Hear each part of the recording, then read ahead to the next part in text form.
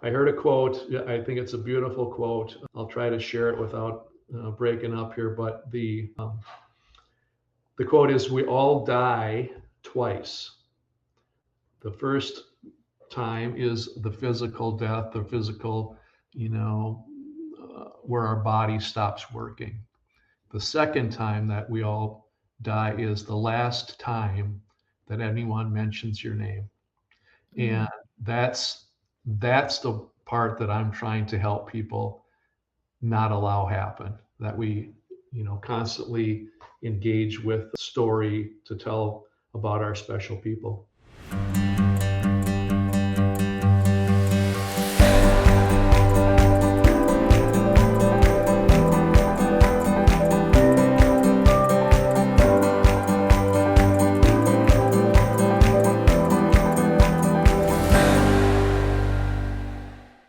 Ken Rolfe is the author of Christmas Son.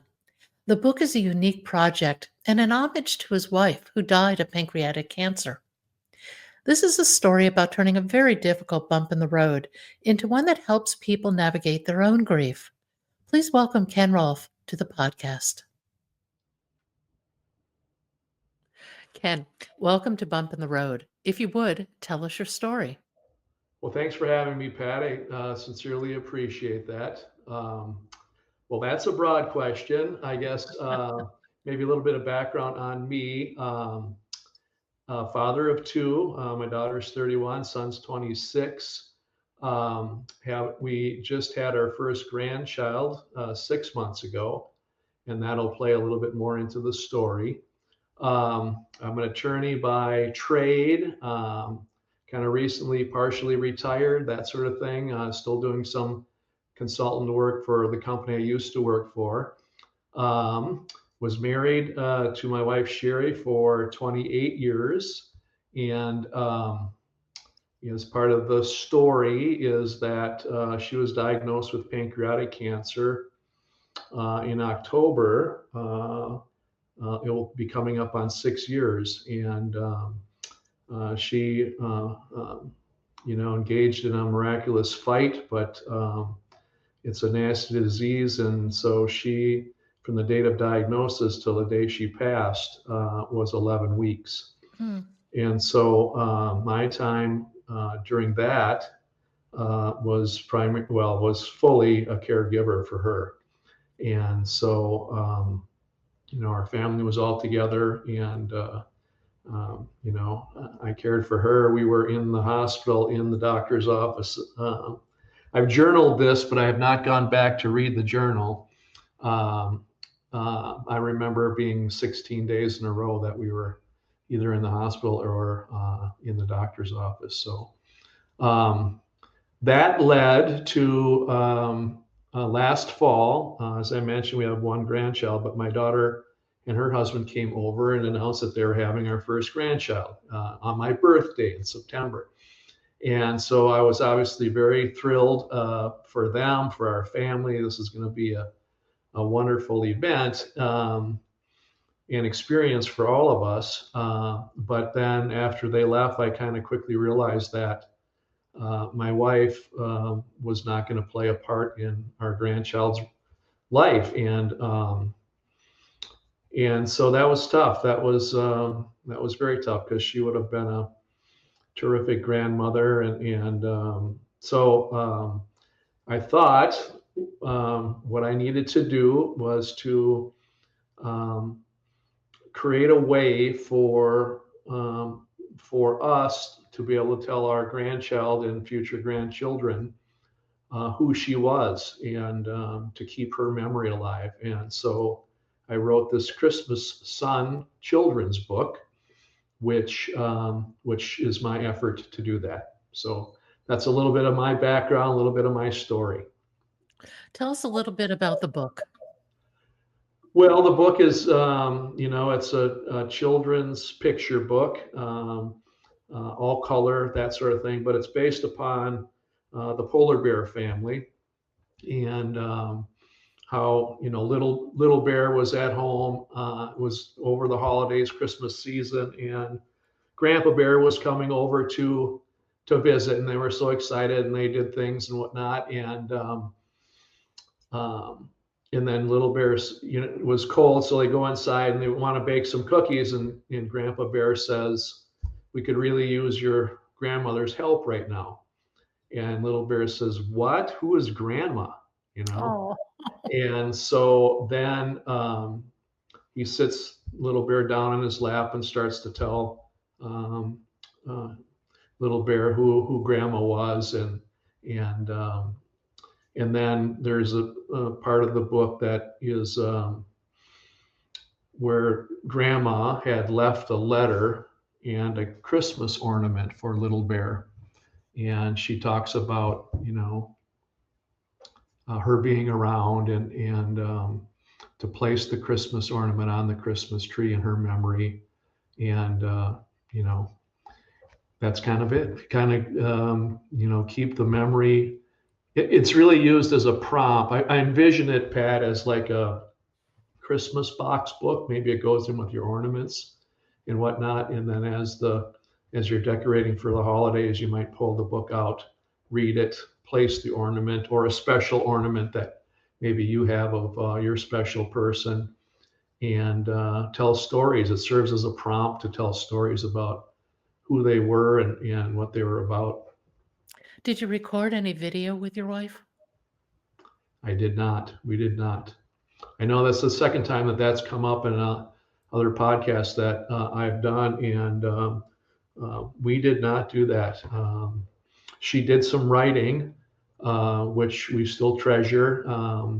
In reading that, just probably 10 days ago, my daughter said, "I found this in my drawer." They've moved. I don't know how it would have ended up in her drawer. She says, "I haven't even seen this one." But it was a beautiful writing that she had done about kind of what she was hoping, you know, uh, my kids would experience in their life, things that she believed in. What would you want your grandchildren to know about your wife? Uh, well, my wife's greatest attribute, Pat, was that I kind of say she always played on your field. So if she was visiting with you or whatnot, she would be asking a million questions about, how's your kids doing? What's your family up to? What are you up to? Blah, blah, blah.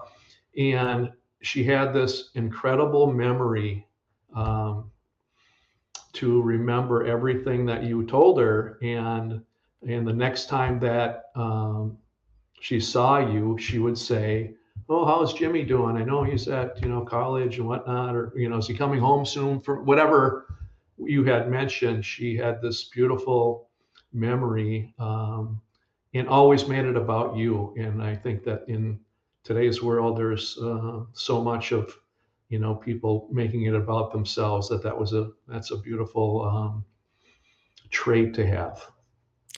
It is, and I think what you said is incredibly important. I run into that all the time, that certainly I'm a good listener and I encourage people to talk. I mean, but outside the podcast, I am stunned at how few questions anybody ever asks anyone else.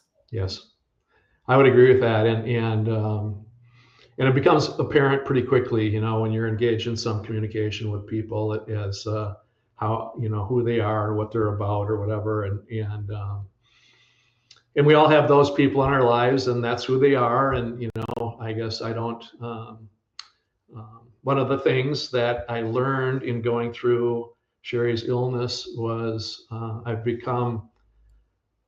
I don't know that I was ever judgmental, but I've become non-judgmental with people. Like I just accept people for who they are, and love them the same. I think that um, as you go through an illness like this, a lot of people don't know what to say, and so instead of coming over maybe to help in some way, they just draw back, and you maybe don't hear from them. And a lot of people can maybe hold a grudge on that. I don't. I think that um, I understand that everybody reacts to different things differently. I think that's a really common reaction, particularly when it comes to anything related to cancer. People absolutely do not know what to do or say, so they withdraw. What advice would you give somebody in terms of engaging with a family going through this? Well, we had some incredible experiences. Sherry was very well liked in our community, and the number of meals and help that people did give was amazing. I'll share one story if I can hold it together because it's a good one.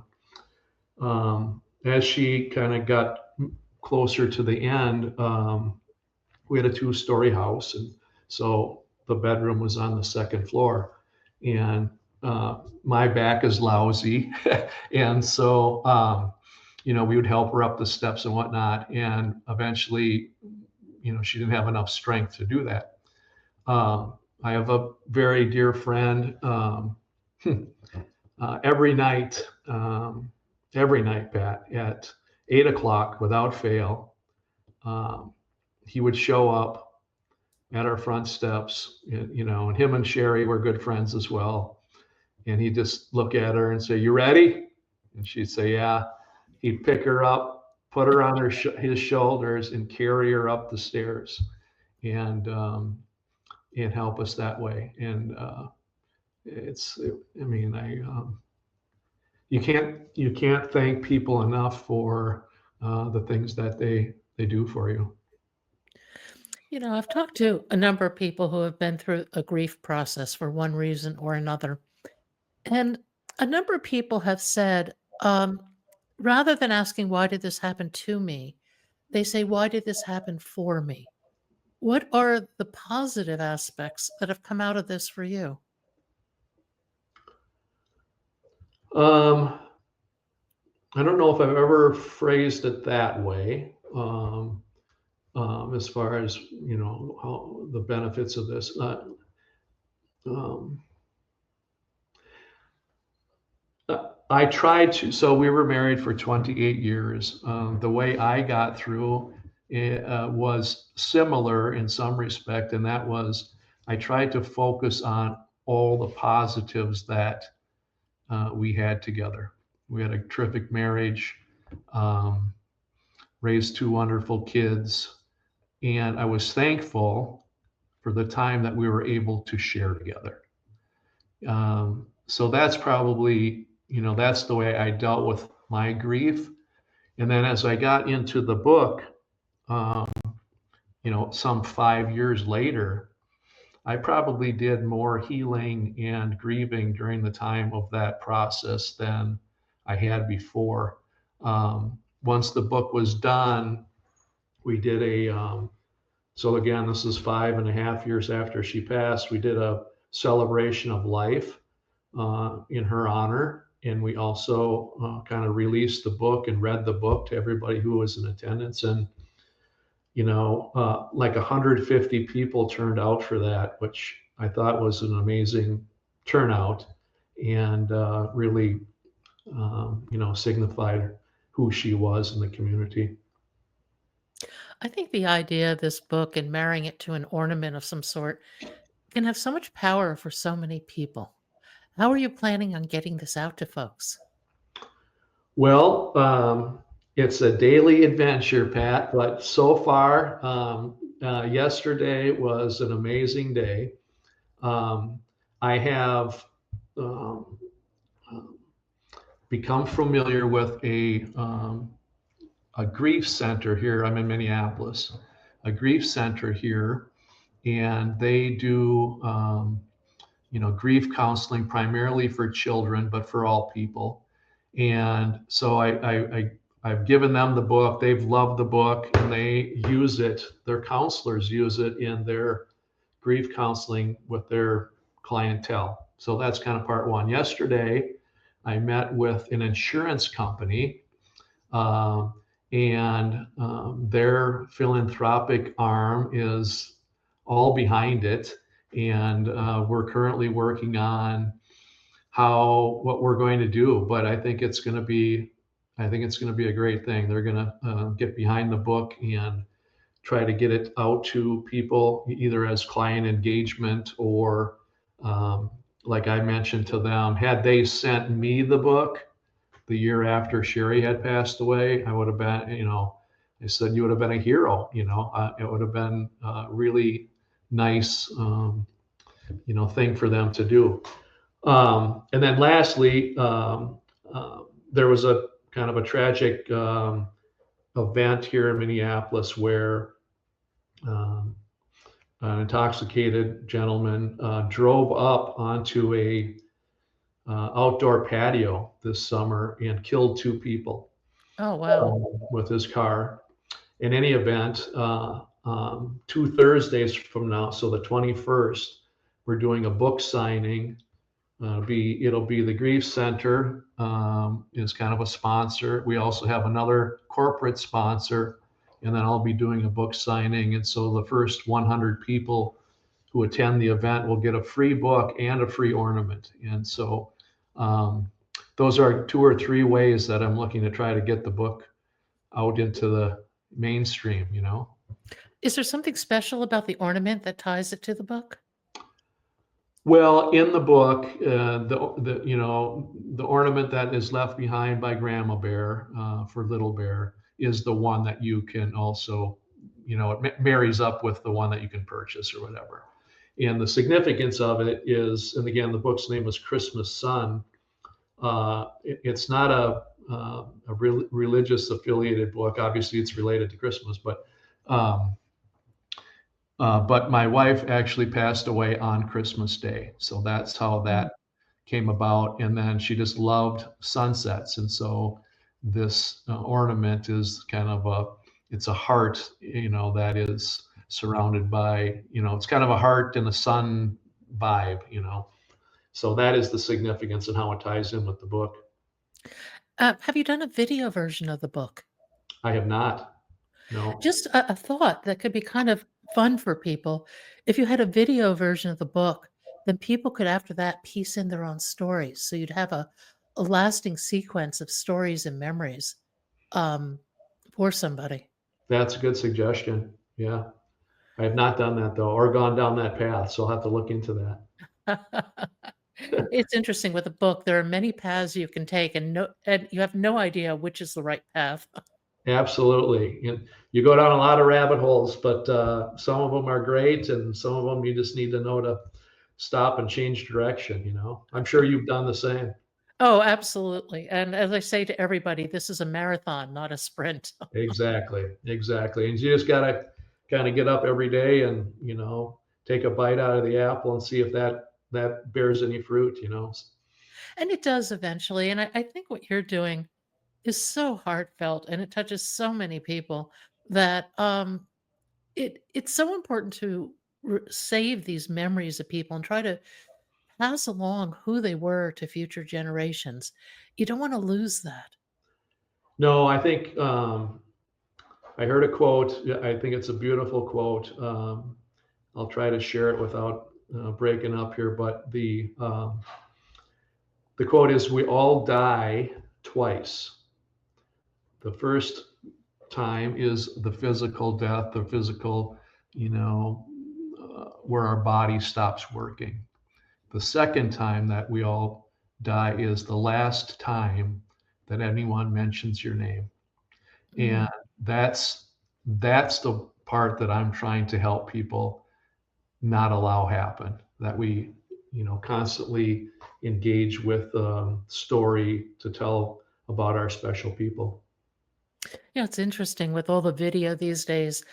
The reality is our images and our words can live longer than us. They live in perpetual, live forever essentially, even if we don't. True. True. So I have to wonder in 200 years, are people going to look at this and say, what was a podcast? Yeah, exactly. Yeah, so I just it's like you said, it's a long game, which is great. It's fine by me. You just have to keep the momentum up every day and try to make some progress each day. Again, yesterday was a terrific day. I've had others. I stopped.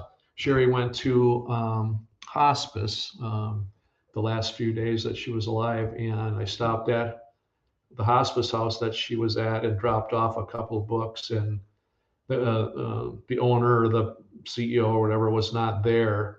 But by the time I got home, he was on the phone saying, I love this book.